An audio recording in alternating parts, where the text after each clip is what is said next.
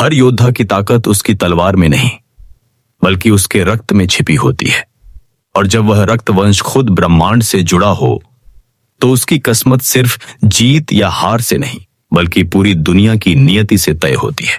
शिवा उस रात रॉयल अकादमी के पुस्तकालय में अकेला दाखिल हुआ। दीवारों पर टंगी मशालें बुझती बुझती लौ देती और पुरानी किताबों पर धूल जमी हुई थी।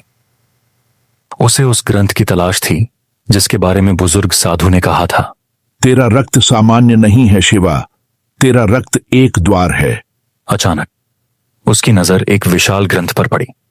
उसके कवर पर उकेरा था, रत्विज वंश की गाथा। शिवा ने पुस्तक खोली।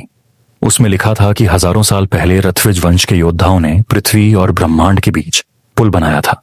उनका रक्त साधारण नहीं था, उसमें नक्षत्र तत्व था जो उन्हें तारों से शक्ति देता था। लेकिन इस रक्तवंश को मिटा दिया गया क्योंकि उनकी शक्ति का दुरुपयोग होने लगा था।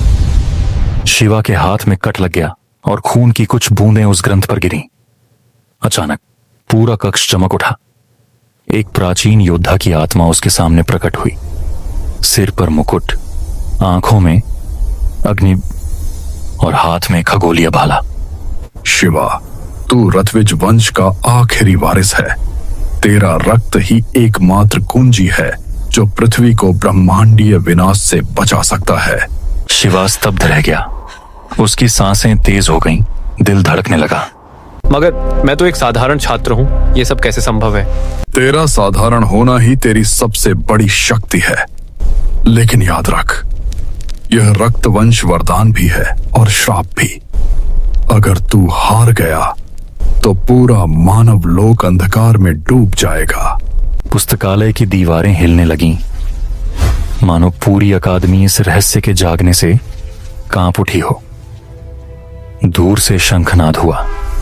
अगली परीक्षा आरंभ होती है। शिवा समझ गया कि यह परीक्षा साधारण नहीं है। यह उसकी शक्ति की नहीं बल्कि उसके रक्त की परीक्षा होगी।